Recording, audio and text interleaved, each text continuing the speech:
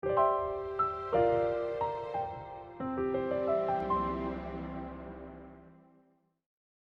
오늘 주시는 하나님의 말씀은 고린도전서 4장 5절 말씀인데요.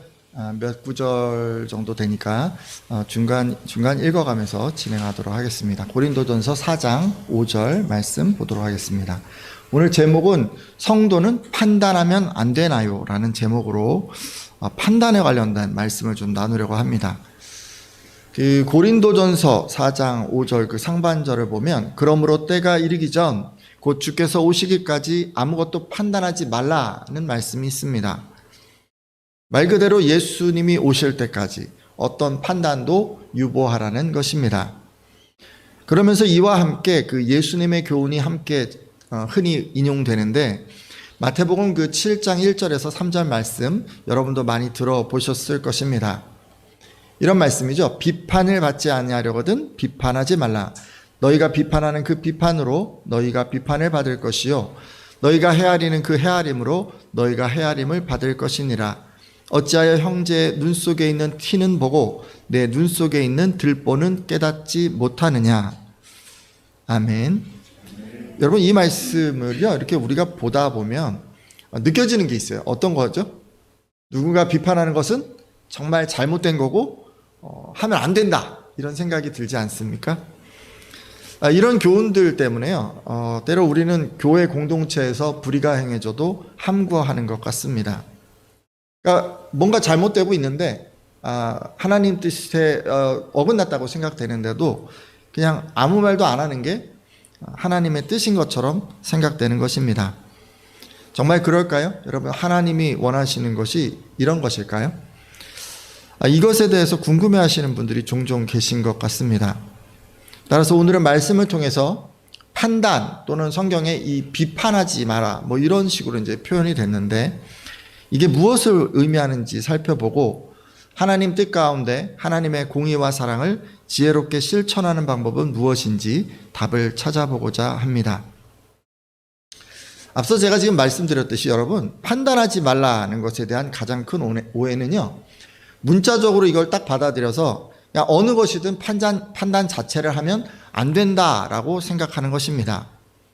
여러분 그러시면 곤란해요. 판단을 하셔야 됩니다.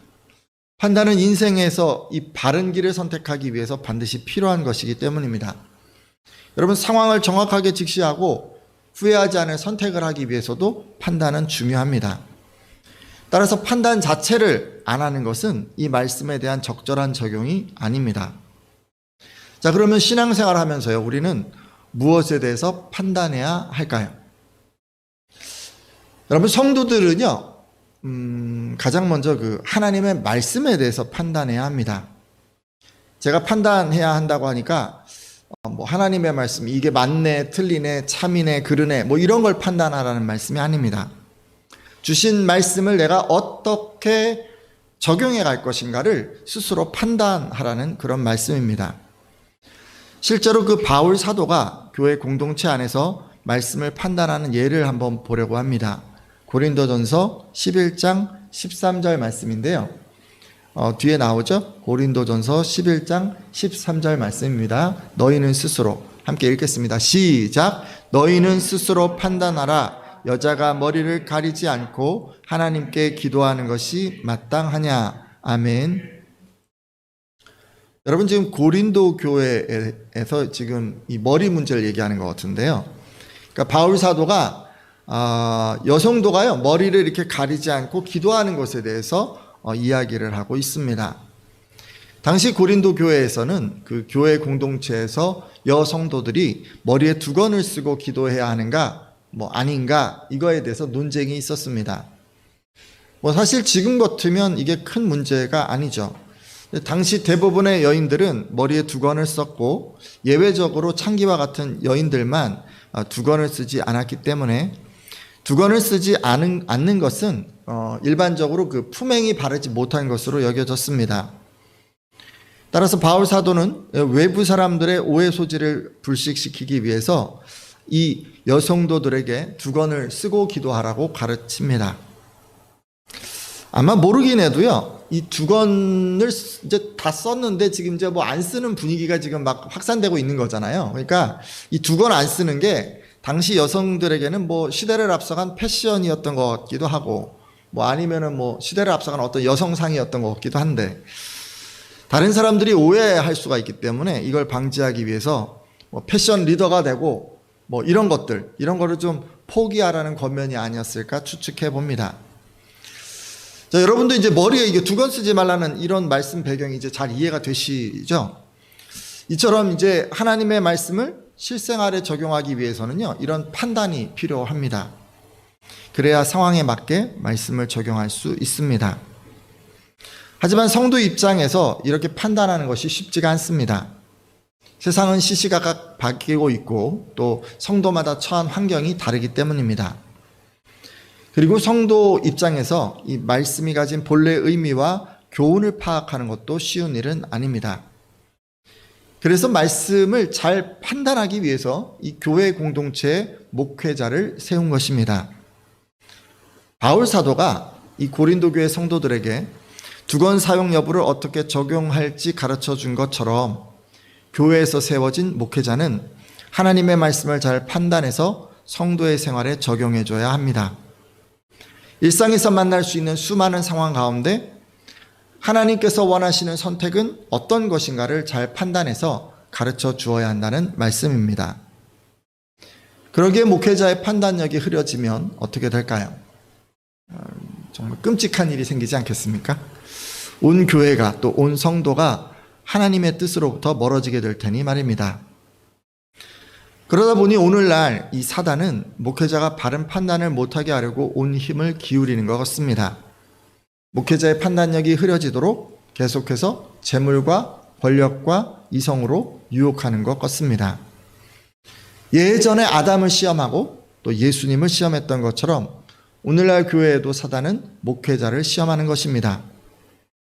따라서 사랑하는 예배자 여러분은 목회자가 하나님의 말씀을 잘 판단할 수 있도록 기도하고 또 도와주시기를 바랍니다. 그래야 여러분에게 하나님의 뜻이 바르게 전달될 수 있기 때문입니다. 근데 목회자만 이렇게 말씀을 잘 판단하면 될까요? 아니요, 꼭 그렇지 않습니다. 성도들도 스스로 잘 판단할 수 있어야 합니다. 매일의 삶에서 어떻게 살아야 할지 이 성경 말씀에서 지혜를 얻을 수 있어야 합니다. 그렇지 않으면 말씀 적용에 있어서 전적으로 목회자를 의존할 수밖에 없습니다. 사실 신앙생활 초기에는 뭐 잘 모르기 때문에 이 목회자에게 물어봐야겠지만 계속 그러시면 좀 곤란합니다. 매 순간 어디서든지 이 목회자가 여러분과 함께하는 것은 아니기 때문이죠. 따라서 여러 성도님들도 이제 신앙생활을 딱 시작하시면 그때부터 해야 되는 건 뭐냐면, 나도 목사님처럼, 나도 다른 신앙의 선배들처럼 어떤 말씀을 가지고 뚜렷한 판단을 할 수 있도록 능력을 가져야겠다, 이렇게 결단하셔야 합니다. 자, 그럼 우리는 어떻게 하면 판단의 능력을 가질 수 있을까요? 뭐 다른 방법이 있는 건 아니고요. 여러분, 가장 좋은 게 뭐냐면 목회자랑 같이 성경 공부를 하시면 됩니다. 성경을 같이 나누다 보면 판단 능력이 갖춰질 수 있습니다. 그렇다고 여러분 단순히 성경을 읽기만 한다고 해서 얻어지는 것은 아닙니다. 성경 읽는 것과 함께 또 폭넓은 배경 지식도 필요하고 바른 교리적 지식도 필요하고 또 해석적 관점을 가져야 이것이 가능합니다. 따라서 여러분은 이런 것들이 준비될 수 있도록 목회자의 도움을 받으십시오. 물론 당연히 성령의 도우심도 받아야겠죠. 따라서 여러분은요, 기회가 있는 대로 이런 능력을 갖추기 위해서 성경 공부하고 또 목사님이랑 같이 말씀을 논할 기회가 있을 때 그런 기회를 놓치시지 마시고 참여하시고 또 그런 것을 내가 얻는 것, 또 참여하는 것에 우선순위를 두시도록 하십시오.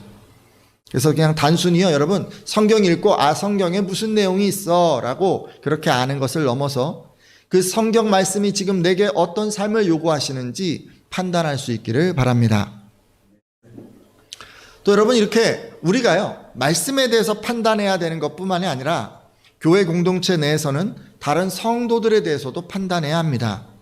고린도전서 5장 12절 13절 말씀인데 제가 읽겠습니다. 고린도전서 5장 12절에서 13절 말씀인데요.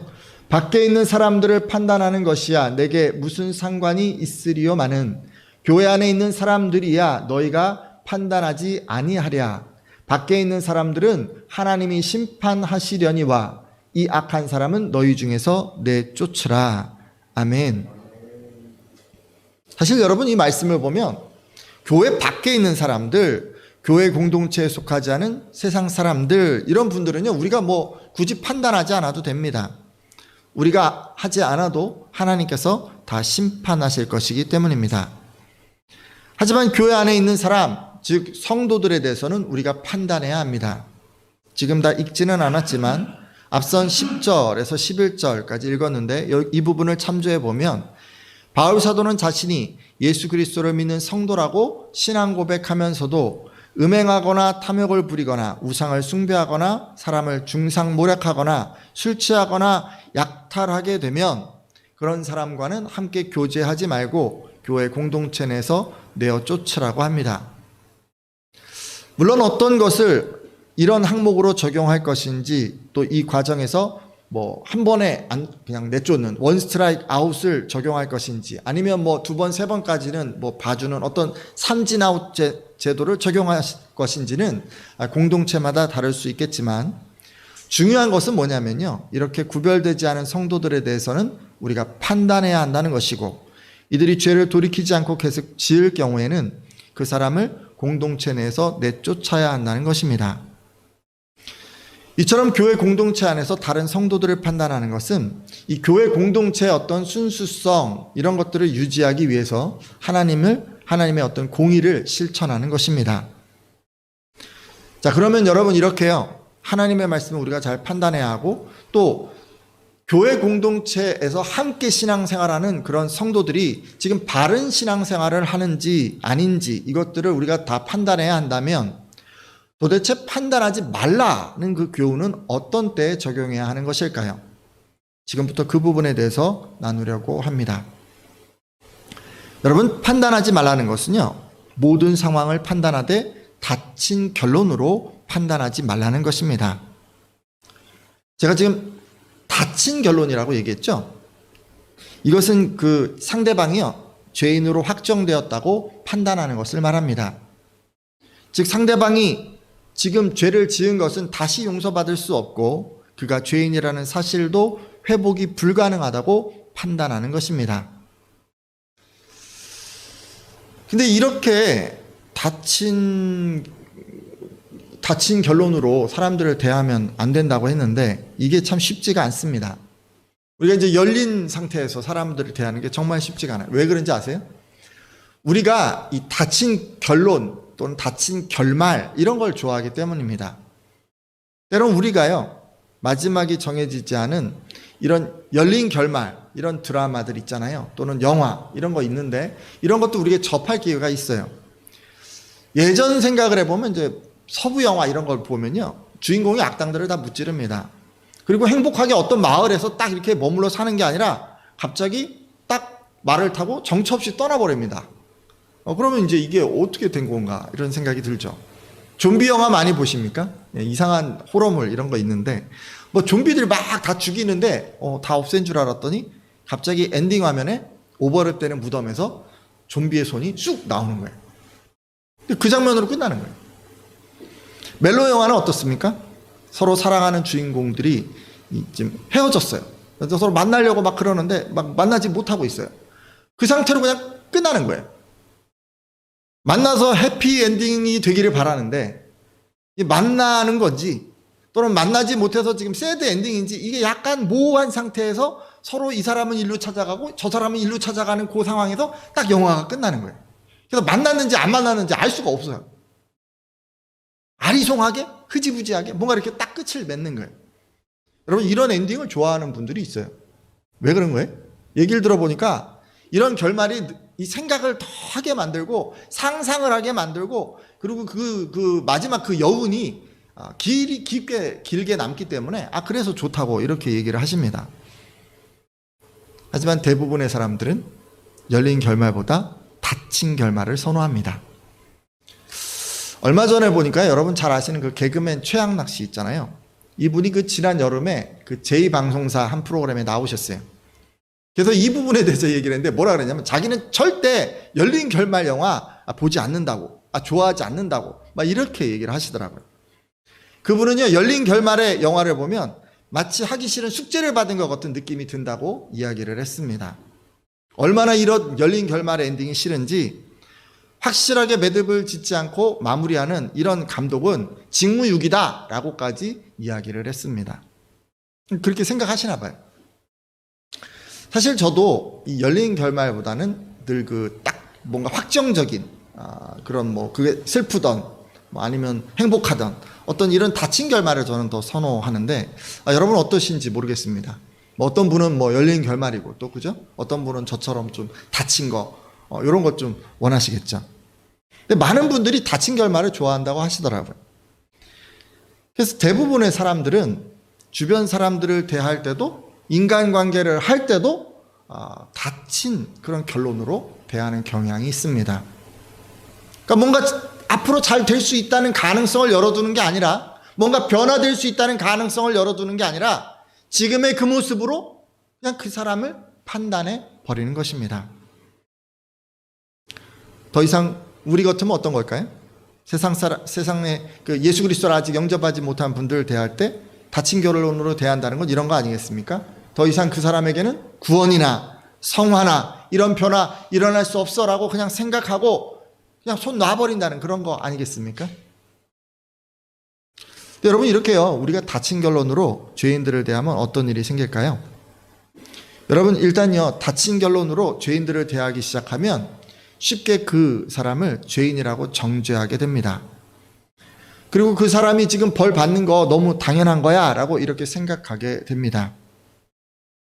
그러다 보니 여러분 우리가 닫힌 결론으로 사람들을 자꾸 대하잖아요. 그러면은 그 사람을 함부로 대할 수가 있어요. 가장 흔한 것은 뭐냐면 죄 지었다라고 생각되는 상대방을 비방하거나 험담하는 것입니다.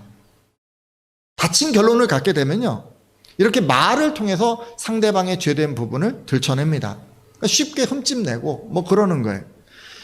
이런 형태로 상대방을 대하는 것에는 사실 어떤 긍휼도 자비도 찾아볼 수 없습니다.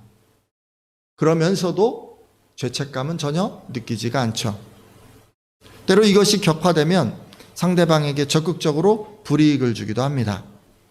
예를 들면 사회적으로 고립을 시키거나 물리적인 피해를 입히거나 재정적인 피해를 주기도 합니다.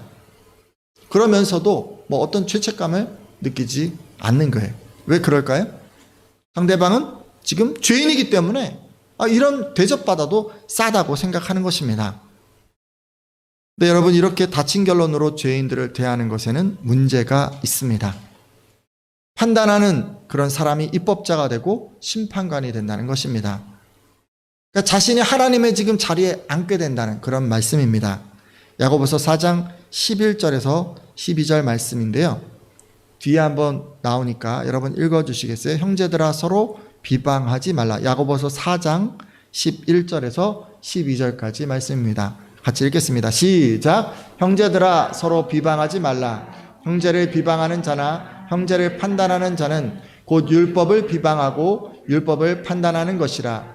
내가 만일 율법을 판단하면 율법의 준행자가 아니요 재판관이로다. 입법자와 재판관은 오직 한 분이시니 능히 구원하기도 하시며 멸하기도 하시느니라.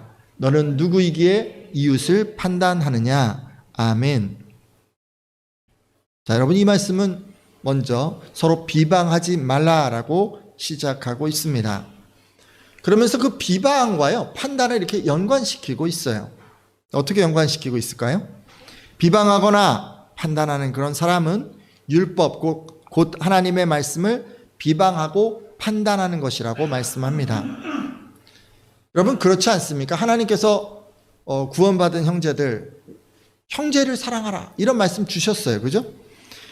근데 그 명령을요 비방해도 좋다는 것으로 지금 이 사람이 판단하고 해석한 거예요. 어떻게 해석했다고요? 자기 마음대로 형제를 사랑하라고 한 거를 뭘로 해석을 했어요? 비방해도 되는 걸로 그렇게 해석을 하고 지금 행동을 하고 있는 거예요. 그래서 이렇게 명령의 본래 의도를 어기고 자기 마음대로 판단하고 적용했기 때문에 여러분, 형제를 비방하는 그 사람은 지금 어떤 사람이냐면 율법을 듣고 그걸 준행하는 사람이 아니라 자기가 율법을 마음대로 만들어내고 그 율법으로 재판을 하는 그런 사람이라고 지금 이 얘기를 하고 있는 것입니다. 한마디로 지금 이 대목에서 뭔 얘기냐면 형제를 비방하는 사람은 하나님의 말씀을 멋대로 판단하고 있다는 그런 말씀이죠. 그러면서 중요한 사실을 한 가지 상기시키고 있습니다. 입법자와 재판관은 한 분이라는 것입니다. 오직 하나님만이 입법자와 재판관이 되신다는 것이죠. 여러분, 하나님께서는 언제 인생들을 재판하십니까? 마지막 날이 되면 재판하십니다. 그러면 마지막 날 그날은 지금 누가 정하셨습니까? 하나님께서 정하십니다. 그리고 그날이 되면 하나님께서는 각 사람의 행위대로 심판하실 것입니다. 여러분, 심판이요, 언제 이루어질지 어떻게 이루어질지 지금 하나님께서 입법자가 되셔서 다 정하신 거예요. 그리고 또 그날에 하나님께서는 친히 재판관도 되실 것입니다. 그러기에 그날이 되기까지는 모든 죄인들에게는 돌이킬 수 있는 기회가 있습니다. 여러분, 지금 죄를 지었어도요, 회개할 수 있는 기회가 열려 있는 거예요. 하나님께서 이런 기회를 모든 사람들에게 공평하게 주셨습니다. 그렇기 때문에 우리는요, 지금 죄를 지은 어떤 사람을 바라볼 때 섣부르게 판단하면 안 됩니다. 어떤 죄인이라도 그가 죄인으로 심판받을 것처럼 확정하면 안 됩니다. 왜냐하면 하나님께서요, 그에게 아직 기회를 주시고 있기 때문입니다. 따라서 지금 아까 그 말씀 보면요, 너는 누구이기에 이웃을 판단하느냐라고 그렇게 말씀하고 계신데, 이건 그런 얘기예요. 하나님께서 지금 아직까지 그 죄인을 보시고 넌 죄인이야 라고 지금 확정하지 않으셨는데 어떻게 우리가 그것을 할 수 있냐는 거예요. 우리는 판단을 지금 보류해야 한다는 그런 말씀입니다. 그럼 어떻게 해야 할까요? 여러분, 죄인들을 대할 때 우리 어떻게 해야 합니까? 다친 결론이 아니잖아요. 그죠? 지금 이 죄인 상태로 이제 끝나는 게 아니잖아요. 열린 결론으로 우리는 사람들을 대해야 하지 않겠습니까? 아무리 큰 죄를 지금 지었어도 그 죄인을 하나님께서 구원하실 수 있고 그 죄인이 돌이킬 수 있고 또 하나님의 성령의 능력으로 변화될 수 있다고 여겨야 하지 않겠습니까? 여러분, 이게 중요한 거예요. 그렇다고 제가요, 무조건적으로 죄를 다 용납하라는 그런 말씀이 절대로 아닙니다. 여러분, 그건 하나님의 공의가 아니에요. 우리는 신앙적인 이유로 죄인들을 좀 피할 수도 있어야 하고 또 하나님이 허락하신 법의 테두리 안에서 죄인들이 대가를 치르게 할 수도 있어야 합니다. 그것이 앞서 제가 판단해야 한다고 말씀드린 기본적인 이유입니다. 왜 이렇게 하죠? 마지막 날에 궁극적인 심판이 있지만 그럼에도 왜 지금 법의 테두리 안에서 우리가 어떤 이런 일들을 하게 하는 거죠? 판단하는 거죠? 건강한 공동체를 위해서, 사회를 위해서 이런 조치를 취하는 거 아니겠습니까? 앞서 교회 공동체에서 다른 성도들을 비판하고 판단하고 또 그 성도가 계속해서 죄 가운데 머무르면 내쫓아야 한다는 것도 바로 이런 이유에서 행하는 것입니다. 여기까지가 우리가 실천해야 할 하나님의 공의입니다. 다만 열린 결론으로 죄인들을 대한다는 것은 그 사람을 향한 하나님의 사랑을 실천하는 것입니다. 그 사람에게 주신 회개 기회를 우리도 함께 주는 것이고 그러기에 죄인이지만 죄인으로서가 아니라 구원받을 수 있는 한 사람으로 대하는 것입니다. 그것이 뭐냐면 하나님의 사랑을 그 죄인들에게 우리가 실천하는 것입니다. 우리는 이렇게 판단함으로 다치지 않고 열린 결론으로 우리가 사람들을 대함으로 우리는 하나님의 공의와 사랑을 동시에 실천할 수 있습니다. 여러분, 예를 들어 교회에서의 어떤 성도가 남의 것을 훔쳤다고 가정해 보겠습니다. 교회는 어떻게 해야 되냐면요, 그 성도에게 책임을 물어야 돼요. 상대방에게 보상도 하고 공동체 사죄도 하고 뭐 이런 것들을 하게 해야 하는 거예요. 근데 성도가 자기의 죄를 인정하지 않아요. 그리고 이행하려고 하지도 않아요. 그럼 어떻게 해야 합니까? 하나님의 명령을 순종하지 않으니까 공동체에서 쫓아내야 하는 겁니다. 굳이 얘기를 하자면 출교해야 할 수도 있습니다. 여기까지가 뭡니까? 하나님의 공의의 실천입니다. 자, 근데 여러분, 이분이요 하나님 앞에서 철저히 회개하셨어요. 공동체 앞에서 사죄하셨어요. 피해 당사자들에게 적절한 보상을 하고 진정성 담겨있는 용서를 구하셨어요. 정말 마음으로, 진심으로 최선을 다해서 돌이키려고 한 거예요. 자, 그럼 우리 어떻게 해야 합니까? 교회 공동체는 그 사람에게 어떻게 해야 합니까? 그 성도를 다시 받아줄 수 있어야 하는 거예요. 이것이 열린 결론으로 죄인을 대하는 것이고, 여러분, 하나님의 사랑을 교회 공동체가 실천하는 것입니다. 하지만 알면서도요, 열린 결론으로 죄인들을 대하는 것은 언제나 쉽지가 않습니다. 왜냐면요, 여러분, 아무리 봐도요, 지금 내가 만나는 그 사람, 나에게 죄를 지은 그 사람, 그 사람이 구원받고요, 변화될 것 같지 않기 때문입니다. 우리가 이제 오랜 시간 전도를 했어요. 근데 복음을 받아들이지 않으면 그 사람을 열린 결론으로 대하는 게 참 어렵습니다. 우리가 오랜 기간 무릎 꿇고 기도했는데 가족과 친구가 변화되지 않으면 끝까지 열린 결론으로 그 사람을 대하는 것이 정말 어렵습니다. 이 시간이 참 힘들게 하는 것 같아요, 사람을. 시간이 흐르고 자꾸 흘러가는데도 전혀 아무런 변화도 없으면요, 안 될 거야 라는 생각이 자꾸 우리 마음에 찾아오고, 저 사람은 저렇게 살다 그냥 죽을 것 같아 라는 그런 마음이 우리 안에 찾아오는 것입니다. 또 여러분, 이런 경우도 있습니다. 나보다 나이가 훨씬 많고 또 의지도 훨씬 강하고 또 주장도 강하고 세상에서 뭔가 성공하고 이렇게 뚜렷한 나보다 뭔가 나은 사람, 그런 사람을 대할 때도 마찬가지입니다. 그런 사람이 과연 변화될 수 있을까? 언젠가는 돌이킬 수 있을까? 이렇게 정말 생각하는 거, 우리가 그렇게 생각하기가 정말 쉽습니다. 또 여러분, 우리는 마음의 상처 때문에 열린 결론으로 사람들을 대하지 못할 경우도 있습니다. 여러분, 우리 상처 주고 우리 힘들게 하고 이런 대상은요, 미워할 수밖에 없잖아요. 우리가 그런 사람 사랑하려고 하지만 기본적으로 우리 마음 가운데는 나를 힘들게 하고 해코지하고 상처 준 사람을 미워할 수밖에 없어요.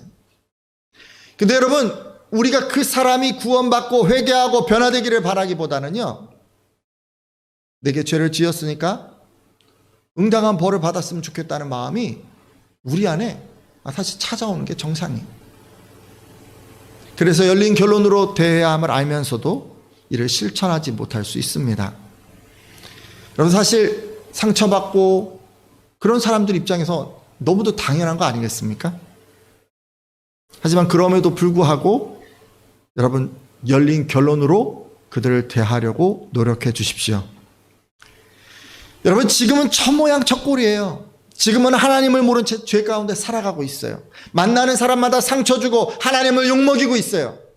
그럼에도 하나님께서 그를 만나 주시면 변화될 수 있을 거라고 생각해 주십시오. 돌아보면 우리도 그랬어요, 여러분. 우리도 죄 가운데서 하나님의 은혜로 구원받았습니다. 무엇이 진리인지 무엇이 생명인지 알지 못한 채 그저 죄악에서 헤매고 있었던 저와 여러분을 하나님께서 구원해 주신 것입니다. 우린 자격이 없었어요. 우린 공로가 없었어요. 그냥 그저 은혜로 하나님이 구원해 주신 거예요. 우리가 누군가를 살인하거나 누구의 소유를 강탈하는 그런 죄까지는 짓지 않았다 하더라도 그것과는 비교할 수도 없는 창조주 하나님을 부인하는 엄청난 죄 가운데 있었는데 하나님께서 그 모든 죄를 용서하시고 그저 은혜로 구원해 주신 것입니다.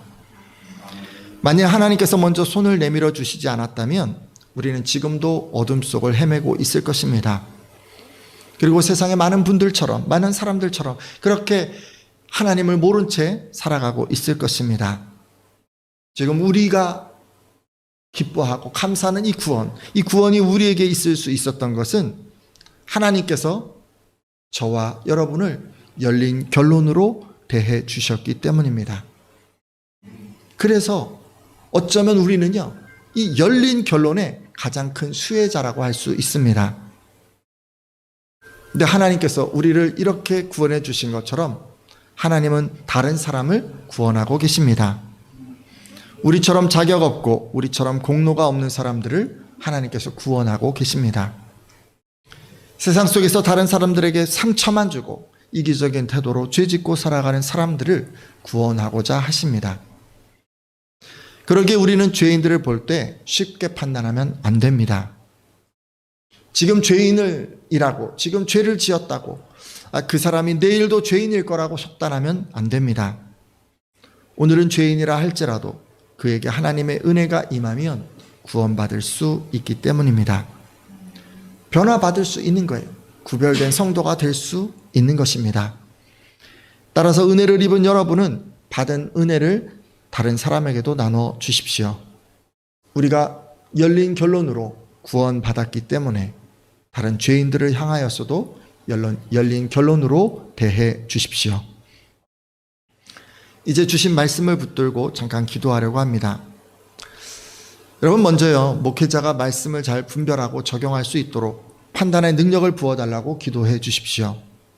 또 여러분 스스로도 판단의 능력을 키워가겠다고 그렇게 결단해 주십시오. 아울러 교회 공동체가 바른 판단으로 하나님의 공의를 잘 실천할 수 있도록 기도해 주시고, 모든 것을 판단하되 언제나 열린 결론으로 죄인들을 대할 수 있도록 해달라고 그렇게 기도해 주십시오.